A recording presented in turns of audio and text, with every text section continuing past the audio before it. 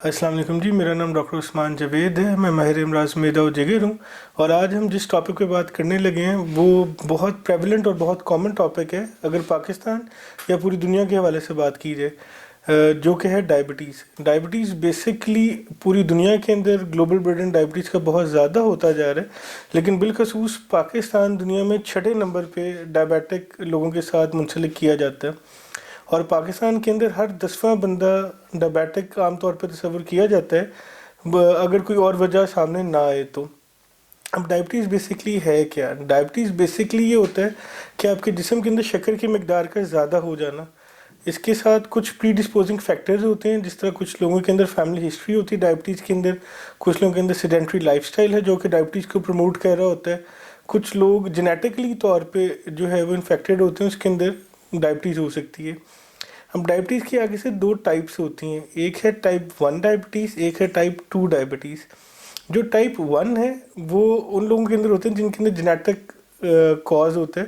वो 30 साल से पहले या यंग उम्र के बच्चों के अंदर रोनमा होती है, लेकिन इसकी कोई वाज़ेह तौर पर निशानी नहीं होती। एकदम से शुगर बढ़ती है, आप अस्पताल जाते हैं और पता लगता है कि बच्चे या बच्ची को टाइप 1 डायबिटीज़ है। इस सूरत हाल के अंदर, मतलब कि टाइप 1 डायबिटीज़ के अंदर हमारे पास इंसुलिन नहीं होती जिस्म के अंदर, जो कि शुगर के लेवल्स को कंट्रोल कर सके, और हमें एक्सटर्नली बाहर से इंसुलिन लगानी पड़ती है, ताकि जो कि मुख्तलिफ फॉर्म में इंसुलिन अवेलेबल है, ताकि शुगर का लेवल कंट्रोल किया जा सके। उसके अंदर फिर टाइप 1 डायबिटीज़ के अंदर इंसुलिन ही ओनली सोल्यूशन होता है। फिर आती है टाइप 2 डायबिटीज़। टाइप 2 डायबिटीज़ लोगों के अंदर होती है एक ख़ास एज के बाद, या फिर जिनके अंदर फैमिली हिस्ट्री होती है, जिनका लाइफस्टाइल जो है वो सेडेंट्री होता है, उनके टाइप 2 डायबिटीज़ होती है। पहले तो ये बात जानना बहुत ज़रूरी है कि टाइप 2 को आइडेंटिफाई कैसे किया जाए, डायग्नोज कैसे किया जाए। हर बंदे के अंदर तमाम निशानियां नहीं आती। कुछ लोगों के अंदर सिर्फ मुंह का खुश्क हो जाना, पेशाब का ज़्यादा आ जाना, या सीडेंट्री लाइफस्टाइल की वजह से ईटिंग हैबिट्स चेंज हो जाना, ये चीज़ें कॉमन होती हैं।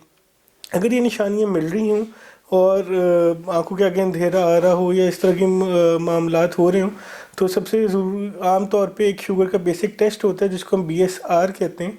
वो करके अपनी शुगर की मकदार जांची जा सकती है। अगर उसके ऊपर कोई कंक्लूसिव रिज़ल्ट ना निकले तो फिर HbA1c और OGTT, जिसको हम लोग ओरल ग्लूकोज टॉलरेंस टेस्ट कहते हैं, वो किया जाता है, ताकि आपकी 3 महीने का शुगर का रिकॉर्ड जो है वो चेक किया जा सके और उसके मुताबिक आपको अदवायात दी जा सकें। अगर अब इन टेस्टों के ऊपर मुस्बत आ गई है, उसके अंदर मुस्बत आने पे भी दो चीज़ें हैं। पहली चीज़ होती है कि जी प्री डायबिटीज़। प्री डायबिटिक लोग वो ग्रुप होता है जिसके अंदर ये कि HbA1c 6.5 तक होते हैं लेवल। इसका मतलब ये कि आप डायबिटीज़ के रिस्क पे हैं। डायबिटीज़ अगर आप यहाँ पे कंट्रोल कर लेते हैं, अपना लाइफस्टाइल चेंज कर लेते हैं, ईटिंग हैबिट्स चेंज कर लेते हैं, तो आप डायबिटीज़ होने से अपने आप को बचा सकते हैं। अगर आप यहाँ पे कंट्रोल नहीं करते और अपनी जो लाइफस्टाइल है उसके अंदर चेंजेस नहीं करते, अपनी सेडेंट्री जो चीज़ें हैं उनको नहीं करते, फैट्स जो है उसको जिस्म के अंदर कम नहीं करते, तो फिर डायबिटीज़ होने का खदशा बढ़ जाता है।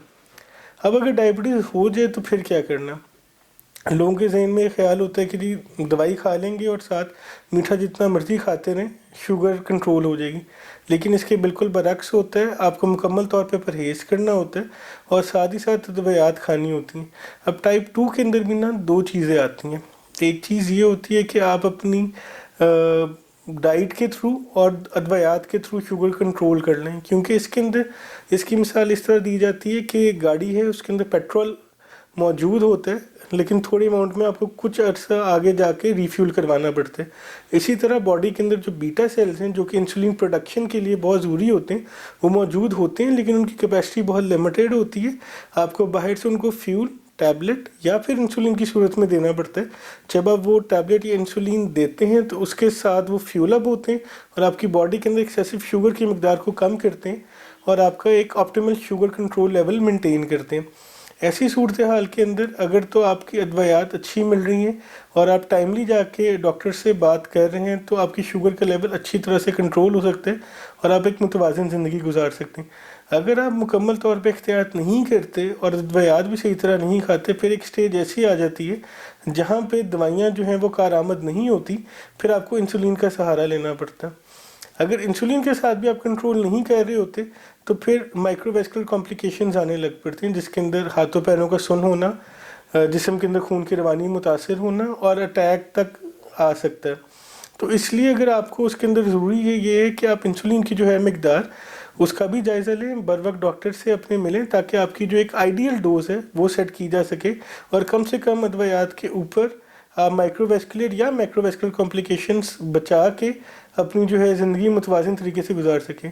شوگر کے ساتھ زندگی جو ہے وہ مشکل نہیں ہوتی، لیکن صرف یہ ہوتا ہے کہ آپ کا کھانے پینے کا سٹائل، آپ کا سیڈینٹری لائف سٹائل ہو گیا، آپ کی واک ہو اور پراپر ادویات اور میڈیکیشنز کے ساتھ آپ اپنی زندگی جو ہے وہ بہتر اور احسن طریقے سے گزار سکتے ہیں۔